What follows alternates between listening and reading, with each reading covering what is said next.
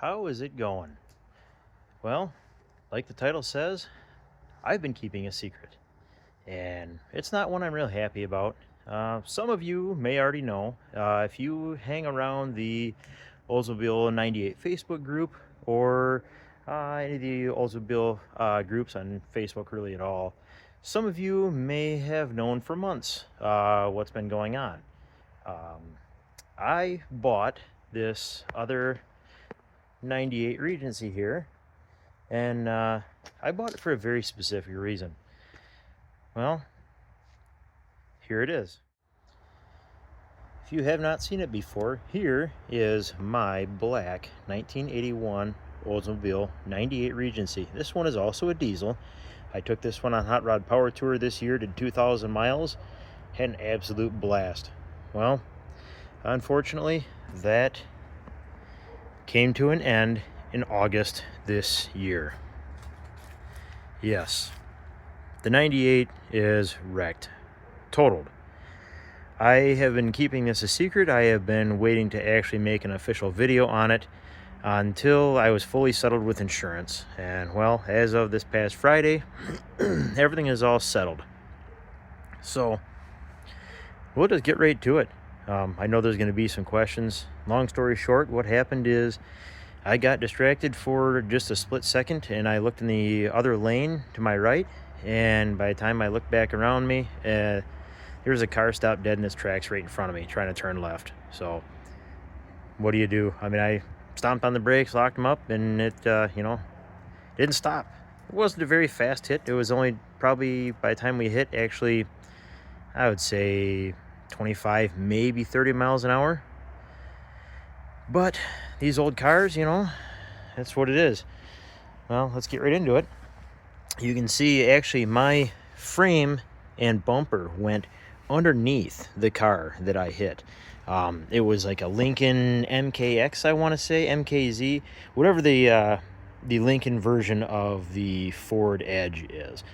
But my bumper went underneath the rear of that car, which, you can see. So the sheet metal on my car took the brunt of the damage, took all of it, all the sheet metal. And it got into my windshield here. Did knock my door a little bit. I think the frame is actually okay. I don't think the frame has any damage on it other than this core support bolt here, which, I mean, really, if we look at that, we can, pound that back in place and weld that pretty easily. Now, I have not looked at this car in depth at all. So a lot of the stuff that you're seeing here, I am seeing for the first time as well. I got in an accident, got the car towed home, put it in the garage, and it has literally sat there ever since. This is the first time it's came out of the garage. This is the first time I have done anything with it other than disconnecting the batteries, which I did immediately. So you can see it is crunched up pretty bad. Hood is hammered. This fender is actually okay. It's like we can use this fender, so we're good there. It did get chunked back here a little bit. Got some damage here. I am a little bit concerned about this gap here. We got a huge gap up top, or a very tight gap. It's squished right tight on top. As you work your way down, it widens out.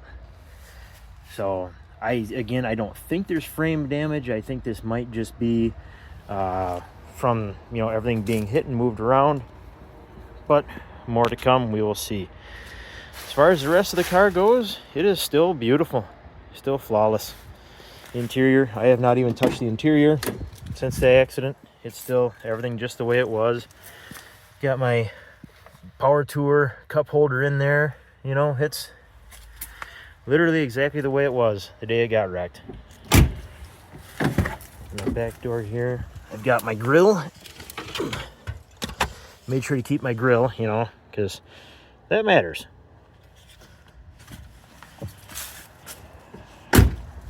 So this is a kind of a painful one. My daughter and her friend were in the back seat, and they were fine. I mean, everybody was fine. There was no injuries at all from the accident. my daughter, absolutely heartbreaking. This was her most favorite car in the entire world. And, you know, she's 10 years old. She loved this car. I'd pick her up from school on Fridays with it. I'd take her to school on Fridays with it. You know, anytime we went somewhere as a family, she wanted to take the Oldsmobile. You ask her what her favorite car is, it's the Oldsmobile, you know, all about this car. Well, she was perfectly fine from the accident in general until she got out and saw the car, and she started bawling her eyes out. You know, nothing to make a father more heartbroken than seeing his daughter cry, and let me tell you what, that did it. So here we are, have a decision to make. You know, what do? I have got now two 1981 Oldsmobile 98 Regency diesels,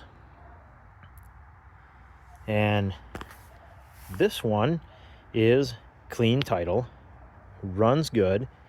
As far as I know, would drive good, except for it has a bad brake line. But as you saw in my other video, the paint is completely gone.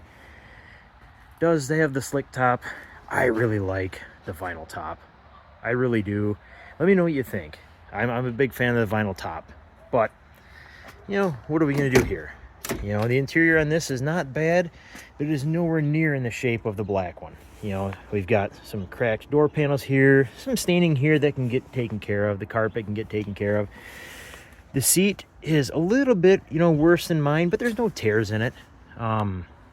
We do have the door panels are starting to fade pretty bad and peel on some of the other doors.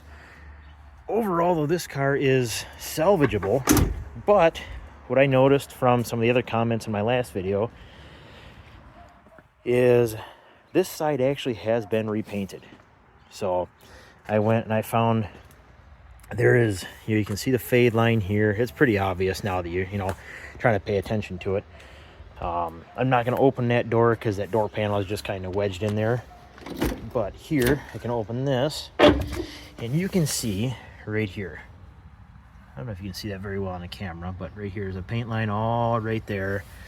And there's just other little tips and kind of things you can see all through here that this car has been repainted as well, at least on this side. So I've got two sides going here. You know, one of these cars is going to get fixed up and back on the road. What one, I don't know yet. Part of me wants to see this one back on the road. Part of me also thinks this one would be easier because I'm swapping the front clip over, swapping a few other parts, painting, which I don't know how to paint. I have painted things before with spray bombs, which you've seen my golf cart back here. I did this with spray paint. This is Elkhart Lake Blue Metallic spray paint from a 19 Chevy Corvette. I did this with spray bombs and clear coated it with Spray Max 2K clear coat. So I can paint, but I don't know if I can paint. Yeah, I'm sure you know what I mean. So, got some decision to make. I'd like to hear your thoughts on what you think I should do. What would you do in this situation? One of them's going to go back on the road. The other is probably going to go to the junkyard in the sky. So, I'll be making videos of the entire rebuild. I'll be making videos of all my fumbles and all my glories and all my trials and, you know, errors and everything, and learning how to paint and reassemble stuff. I've done, you know, some minor stuff before. Nothing too crazy. Every, you know, fenders and stuff, mechanical stuff I can, you know, that's no problem. But some of this body stuff is going to be a little new to me. So, yeah, this is where we stand. I would love to hear your thoughts and your comments. What would you do? Just like I said, what would you do? I'm kind of at a loss. You know, this one, to make this one a parts car, to make this one a parts car for the black one, I hate to do that because the car guy in me looks at this and says, well, this car really just needs a brake line and it's a running and driving car. So it seems kind of a waste to take this car that runs and drives, and for really, you know, a couple bucks, I could have it on the road and driving. But I love this car. This car is so beautiful. When it was, when it was good, it was so beautiful. But I can make this car beautiful. I could paint. The plan would be, if I get this car, if we did this car would be painted black, just like that car. It would get the Cadillac appliance wheels with the Vogues. It would get all those goodies swapped over. I would probably do an entire interior swap as well. So all the really nice interior in this car would end up over here. So I would have, basically just a whole bunch of leftover parts that would probably still go to a scrapyard. I don't know. It's the car guy conundrum, I guess, right? I mean, any of you guys that work on this stuff, you get a parts car for a good price, and your plan, you get it cleaned up, and then you're like, well, I don't know if I want to do this now. So, yeah, rocking a hard place. I mean, yeah, hopefully before long, I gotta do some work in the garage and get it cleaned out. As you see, big mess garage, right? My garage is absolutely trashed. I've got a bunch of stuff in there I got to get cleaned out before I can get this going at all. Before I can do anything on this, I've got an '03 Park Avenue Ultra in there. I've been saying in a couple other videos now for almost a year, I need to get that thing finished. I got to get it done. I got to get it out of the garage. I've been lazy. It's summertime. I want to be camping and drinking beers. So, got to get that done, get it out of the garage so I can get this in, and start wrenching, start working on stuff, see what I have, see where I end up with. Because, I mean, ultimately, the disassembly on this is really going to lead me to what I'm going to do with this whole situation. If I rip into this and I find that everything actually isn't as bad, obviously, superficial stuff, right? The sheet metal is completely hammered. But if it looks like it's really not going to be that big of a deal just to front clip swap this thing over and call it good and have a driver again, maybe that's the way I go. But if I get into it and kind of look around and find, the frame is actually damaged, I don't want to mess with that.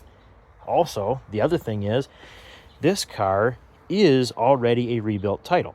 So this car was wrecked back sometime in the 80s, and you can kind of see there's some, right about here. You can kind of see there's some warping there. There's a little spot here. So this car was wrecked, and it was actually back halved, quarter halved, I guess. So back right about here, all the way over underneath, and then about halfway into the trunk. This whole rear section has been replaced back in the 80s.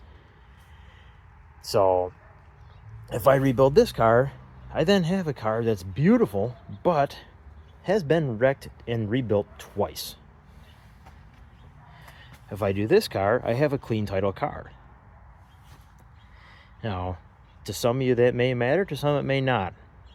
It's an old car. To me, it doesn't really matter, except for in the case I'm in right now with insurance.